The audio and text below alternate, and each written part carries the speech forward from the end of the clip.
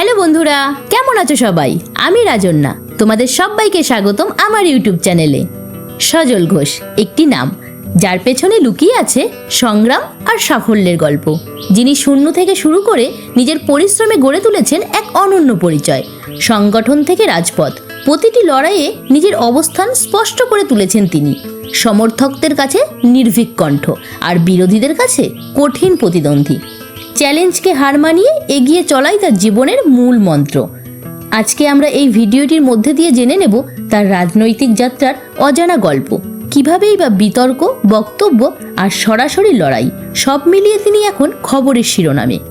আপনাদের কাছে অনুরোধ রইল ভিডিওটি স্কিপ না করে পুরো ভিডিওটি দেখার। 1972 সালের 1 জানুয়ারি কলকাতার মাটিতেই জন্ম নেন সজল ঘোষ। এক সাধারণ পরিবারেই বেড়ে ওঠা এক দৃঢ়চেতা মানুষ। তার বাবা প্রয়াত প্রবীর ঘোষের আদর্শ আর শাসনেই ছোটবেলা থেকেই গড়ে ওঠে তার ব্যক্তিত্ব। শিক্ষা জীবনে তিনি বরানগর রামকৃষ্ণ মিশনের শৃঙ্খলাবদ্ধ পরিবেশে নিজেকে গড়ে তোলেন, যা তার জীবনের ভিত্তি হয়ে ওঠে। এরপর 1994 সাল কলকাতার বিশ্ববিদ্যালয় থেকে বাণিজ্যে স্নাতক ডিগ্রি অর্জন করেন এবং তিনি পা রাখেন পেশাগত জীবনে। শুধু রাজনীতি নয়, সমাজসেবার দিকেও সমান মনোযোগ দিয়ে তিনি যুক্ত হন শোভনা মেডিকেল ফাউন্ডেশনের সঙ্গে। সেখানে মানুষের সেবাই তার প্রধান লক্ষ্য হয়ে ওঠে। রাজনীতির পথ চলার সজল ঘোষের গল্পটা একেবারেই সরল নয়, বরং বদল আর লড়াইয়ের মধ্যে দিয়ে গড়ে ওঠা এক যাত্রা। ভারতীয় জাতীয় কংগ্রেসের হাত ধরেই তার রাজনৈতিক জীবন শুরু হলেও সময়ের সাথে তিনি যোগ দেন সর্বভারতীয় তৃণমূল কংগ্রেসে। সেখানে নিজেকে প্রতিষ্ঠিত করেন এক সক্রিয় কর্মী হিসেবে। তবে তার রাজনৈতিক জীবনের বড় মোড় আসে 1911 সালে, যখন তিনি ভারতীয় জনতা পার্টিতে যোগদান করেন। একই বছর কলকাতা পৌর কর্পোরেশনের 50 নম্বর ওয়ার্ড থেকে কাউন্সিলর হিসেবে নির্বাচিত হয়ে নিজের জনপ্রিয়তার প্রমাণ দেন। পাশাপাশি পশ্চিমবঙ্গে বিজেপির রাজ্য মিডিয়া প্যানেলিস্ট হিসেবেও তিনি পরিচিত মুখ হয়ে ওঠেন। 2024 সালে বরানগর উপনির্বাচনে তার জীবনে এক বড় চ্যালেঞ্জ নিয়ে আসে। বিজেপি প্রার্থী হিসেবে তিনি লড়াই করেন এআইটিসি সায়ন্তিকা ব্যানার্জির বিরুদ্ধে।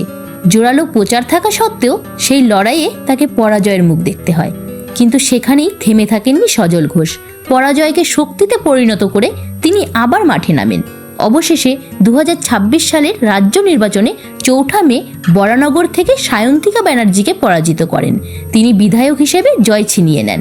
এভাবেই হার না মানা মানসিকতা আর অদম্য ইচ্ছাশক্তি তাকে পৌঁছে দেয় সাফল্যের শিখরে।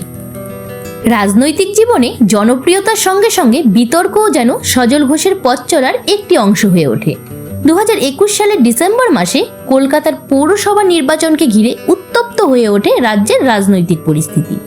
সেই সময় সম্ভাব্য নিরাপত্তা হুমকির কথা মাথায় রেখে ভারতের স্বরাষ্ট্র মন্ত্রণালয় সজল ঘোষকে ওয়াই ক্যাটাগরির নিরাপত্তা প্রদান করেন। তার নিরাপত্তার দায়িত্বে নিয়োজিত করা হয় সেন্ট্রাল ইন্ডাস্ট্রিয়াল সিকিউরিটি ফোর্স বা CISF-কে। রাজনীতির ময়দানে একজন নেতার গুরুত্ব এবং প্রভাব কতটা বেড়েছে, এই ঘটনাই যেন তার বড় প্রমাণ হয়ে দাঁড়ায়। তবে এখানেই শেষ নয়। 2023 সালের সেপ্টেম্বর মাসে ফের শিরোনামে উঠে আসেন সজল ঘোষ। কলকাতার ব্যস্ত কোলে মার্কেটে বিজেপির একটি বিক্ষোভ কর্মসূচিকে কেন্দ্র করে উত্তেজনা ছড়িয়ে পড়ে। অভিযোগ ওঠে রাজনৈতিক প্রতিবাদের অংশ হিসেবে বাজারের স্বাভাবিক কাজকর্ম ব্যাহত করা হয়েছে এবং ব্যবসায়ীদের দোকান বন্ধ করতেও চাপ দেওয়া হয়েছে।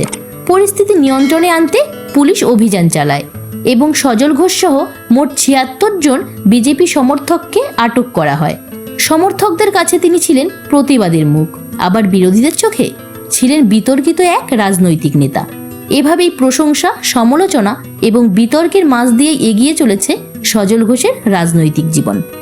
রাজনীতির ব্যস্ত মঞ্চের বাইরেও সজল ঘোষের ব্যক্তিগত জীবন বেশ শান্ত ও পরিবারের আবহে গড়ে উঠেছে। সজল ঘোষের স্ত্রীর নাম তানিয়া ঘোষ, যিনি সমাজসেবামূলক কাজের সঙ্গে যুক্ত। সজল ঘোষ এবং তানিয়া ঘোষ দুজনা মিলেই শোভনা মেডিকেল ফাউন্ডেশনের সঙ্গে কাজ করেন। সেখানে তার স্ত্রী একজন অংশীদার হিসেবে গুরুত্বপূর্ণ ভূমিকা পালন করছেন। এই দম্পতি দীর্ঘদিন ধরেই কলকাতায় বসবাস করেন এবং সেখান থেকেই নিজেদের সামাজিক ও রাজনৈতিক কর্মকাণ্ড পরিচালনা করে আসছেন। এছাড়াও ব্যক্তিগত সম্পর্কের দিক থেকে সজল ঘোষের পরিবার বেশ পরিচিত। জনপ্রিয় সঙ্গীত শিল্পী ও উপস্থাপক আদিত্য নারায়ণের সঙ্গে তার দুঃসম্পর্কের আত্মীয়তার সম্পর্ক রয়েছে। এছাড়াও মাতৃসূত্রে তিনি ভারতের প্রখ্যাত চিকিৎসক ও পশ্চিমবঙ্গের প্রাক্তন মুখ্যমন্ত্রী বিধানচন্দ্র রায়ের পরিবারের সঙ্গেও সম্পর্কিত বলে জানা যায়।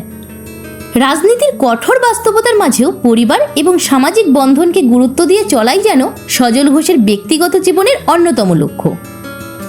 বন্ধুরা, আজকে এই পর্যন্তই। ভিডিওটি ভালো লাগলে অবশ্যই লাইক এবং শেয়ার করবেন, কমেন্ট করে জানাবেন আপনাদের গুরুত্বপূর্ণ মতামত, সাবস্ক্রাইব করবেন আমাদের চ্যানেলটিকে এবং পাশের বেল আইকনটি অল করে দেবেন, যাতে আগামী প্রতিটি নতুন ভিডিও সবার আগেই আপনাদের কাছে পৌঁছে যায়। ততক্ষণ পর্যন্ত ভালো থাকবেন, সুস্থ থাকবেন। জয় হিন্দ, বন্দে মাতরম।